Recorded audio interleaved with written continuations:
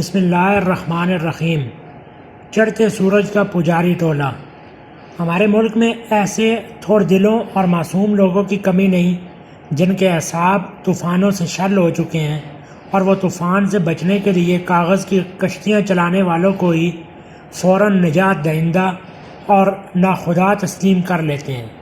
حالانکہ کاغذ کی کشتیاں پانی میں ڈالنے والوں کو بھی پتہ ہوتا ہے یہ محض معصوموں کو بہلانے کے لیے ہیں۔ وہ معصوم ایسے ہیں کہ عمران خان کو انقلابی مان کر اس کے دھرنوں سے بھی گھائل ہو گئے، طاہر القادری کی تقاریر سن کر اسے اوتار ماننا شروع کر دیا، خادم رضوی صاحب کی صورت میں مجدد دوراں ملنے کی نوید سنا دی، حتیٰ کہ جمشید دستی میں بھی بھٹو کی جھلک دیکھنے لگ گئے۔ نواز شریف کے ووٹ کو عزت دو سے متاثر ہو گئے۔ پھر کرپشن کے سبب جیل میں پڑے نواز شریف میں نیلسن منڈیلا کو پایا گیا۔ آخر انہوں نے مولانا فضل الرحمان کے دھرنے سے ساری امیدیں باندھ لی، مگر آج تک اچانک دھرنا ختم ہونے کا سبب تلاش نہ کر سکے۔ نوجوان بلاول کی گفتگو میں متناقض اور بے نظیر کی ذہانت دیکھنے لگ گئے۔ انہیں مریم کی صورت بنی بنائی وزیر اعظم نظر آنا شروع ہو گئی، اور ان سب کاغذی کشتیوں میں سوار نہ ہونے پر جماعت اسلامی کو نشانے پر رکھنے کو بھی فرض عین سمجھ لیا۔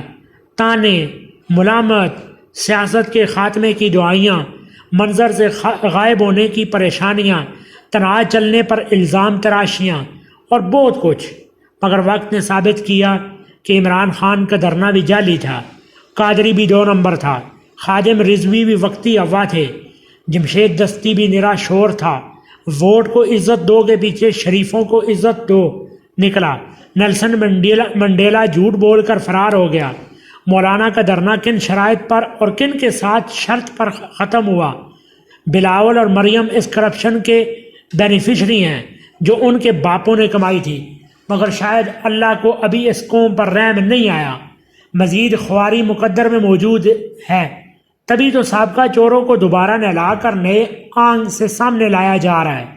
حکومت کو اسمبلی میں بجٹ سمیت ہر قانون سازی میں سپورٹ کرنے والوں، FATF پر اتحادی بننے والوں اور مقامی قیادت کو لندن بلا کر آرمی چیف کی ایکسٹینشن کروانے والوں کو نجات دہندہ بنوایا جا رہا ہے، اور عوام پھر بیوقوف بننے کے لیے تیار بیٹھی ہے، یہ تیار کی جا رہی ہے، جبکہ جماعت اسلامی زبانی کلامی نہیں عملی اقدامات کرنے کے باوجود، سینٹ چیئرمین کی خرید و فروخت سے دور رہنے کے باوجود، FATF کی مخالفت کے باوجود، بجٹ پاس کروانے میں رکاوٹ بننے کی کوششوں کے باوجود، آرمی چیف کی ایکسٹینشن کی کھل کر مخالفت کرنے کے باوجود، اشاروں پر ناچنے سے دور رہنے کے باوجود، اپنے اور غیروں کے نشانوں پر ہے۔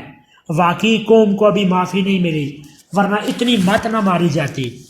جزاکم اللہ الخیر۔